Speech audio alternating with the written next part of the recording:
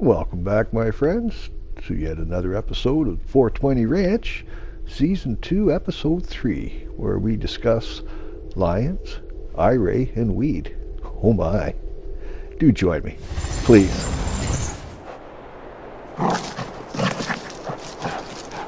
You are a good girl. Look at you. Good morning. You hungry? Come on, girl. Well, hello, peeps. How we doing? It is the 1st of May. Oh, what a gorgeous day, what a gorgeous day. Just listen to that, will you? Okay, well, let's get my Misty some breakfast here. Whoopsies. First day on the new feet there? Right on. Wow. Have a little walk around. Yeah. I can remember when this was all scrub brush. Sitting over here this last night having a barbecue. Yeah. Beautiful in the evening time. Watching the sun go down. We had a little barbecue, me and Misty. Just checking things out. Just sitting around and chilling, man, you know. You gotta do your job, you gotta work, but you gotta pay yourself too, right? You know, like we've made some pretty impressive changes around this place over the years. As I say, I can remember when it was all scrub brush. Ah, yes. Well, I remember. You know, all this through here had the old silos and stuff like that in it. The garage, you can see the improvements. We got the cement on the work site over here. Finally got a decent car jack in, whatnot. And then we put in the cobblestone over here in the wash station for obvious reasons, drainage and all that, right? So, yeah. Oh, man. Oh. But that being said, oh my, I gotta get a coffee and some breakfast into me, and then we're gonna go check on the bees, and I gotta check on the back field. I think we need to do some weed. Maybe I'll just do that quick before I go into breakfast here. Have a look now, and you know, we're here, we may as well, right? Oh, I just love this now. So beautiful in through here, man. Yeah. Okay. Hi, sweetie. Get your breakfast into you. Look at that. That little bit of firewood I brought home. We almost went through it all last night, eh? Yep. Definitely got to get some more of that before the fall, that's for sure. Okay, let's just check on the sugar beets. Because I think they're probably, yeah, you can see the weeds from here, yeah? But, that being said, they're small right now, so we can do them with a weeder, but this is about it. If I let them go any longer, I won't be able to come through with a weeder. I'll end up having to take drastic measures on it, or just let it go through and, you know, take the loss on the crop yield, which I may do rather than using a herbicide. I don't like using sprays and chemicals, you know, pardon me. You know, a little bit of fertilizer, liquid fertilizer, sure, you know, and natural fertilizer from the cows. You got the slurry, right? So you don't have to go with the chemical.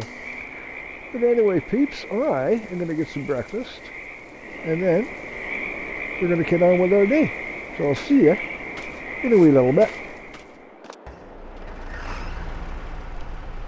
Okay, coffee's drank, recreational muffin consumed.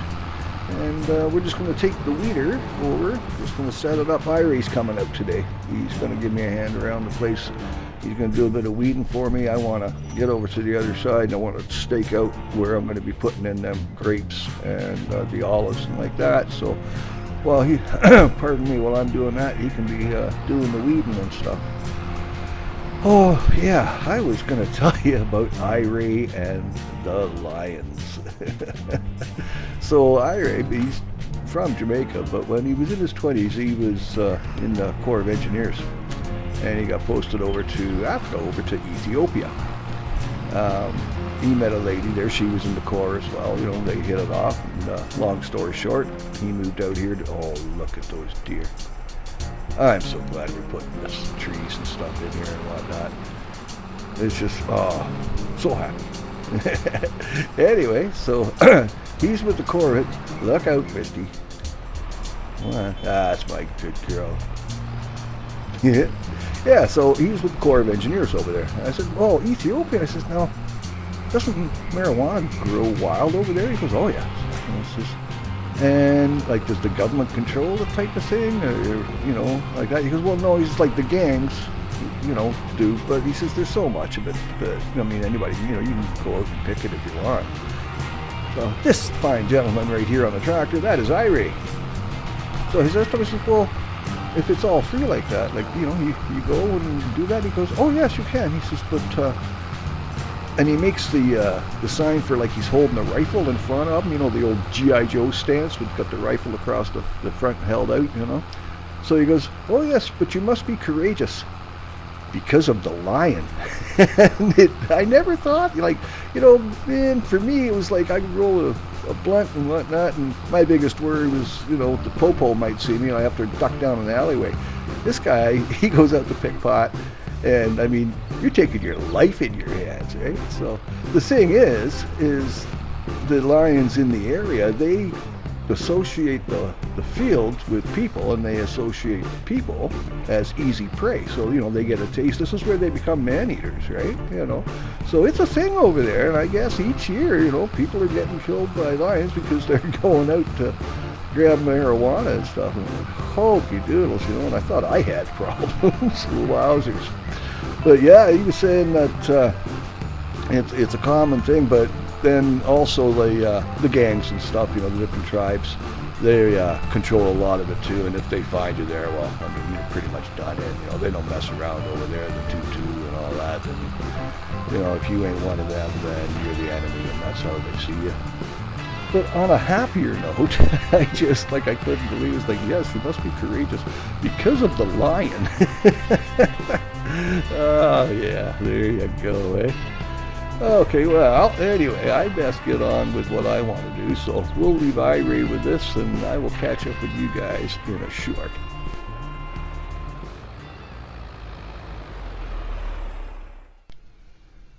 And we're back at it. As I was saying, I want to go and scope out over on the other property where I want to put in the orchards for the grapes and the raisins. But in order to facilitate putting them in, we have to earn some money, because I'm only sitting around $300,000 here, and that's not a lot when you're on the farm. It really isn't. So we've been Peter-pattering at this, the whole wash, rinse, and repeat thingy-majiggy and like that. But it's what you got to do on the farm, man. Just the way it is. Now watch, I love this. When I get into this vehicle, watch this. That never gets old, man. Every time I get in that freaking vehicle, it's like, that is so cool. But, oh yeah, winding down, end of another day.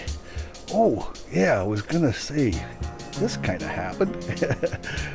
Jordan and I and the gang were kind of sitting around the other night around the fire pit and having a few beers and got to talking. And I was saying I wanted to do something a little special for the truck, you know, because, I mean, let's face it, I got nothing but time out here, right? Because I'm a farmer, you know, we're never busy.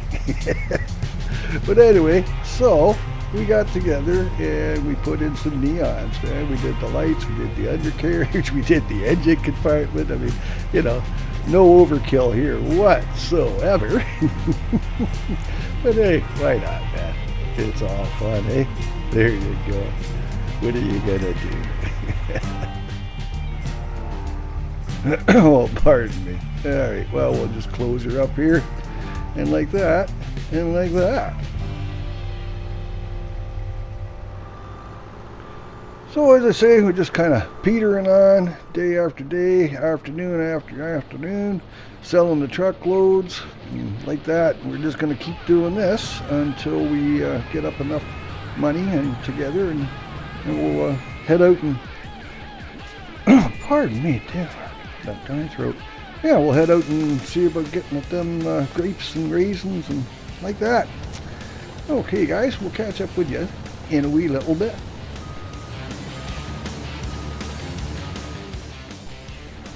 Alright, wow, nice little lunch break there. Had a little cheese, sausage, a little bit of bread. It was all good. Okay, so as I said, we wanted to scope out the orchards for the olives and the grapes. So I will show you a little behind the scenes of what goes on and how we kind of set things up like that. And this is what I do when you're sleeping and I'm busy trying to get things ready for the next day. It's all the setting up, the behind the scenes things, and then we come in, edit the video, and like, ta-da! Oh, and by the way, this happened. But so, okay, we've got our, pardon me, we've got our 6 orchards in. Now we're going to need, this is a distributor. And what this will do, of course, is I keep this full of water, and it will automatically water or send water to the water tanks for each one of the orchards there, right? So we'll plop that down in there, and then we're going to need something to fill the truck so that I can fill the water distributor. And what I found is that these work really great. The water tanks that you get when you've got a big tanker truck and whatnot, they are just uber slow on the fill, right? So then I thought, well, I'll get one of these fast filling tanks that you can put in. But then it dawned on me, I can use this dispenser right here. It's you can buy just about anything through it and whatnot. So we tuck that one in there, and that's going to fill my truck, and it's going to fill it really super quick.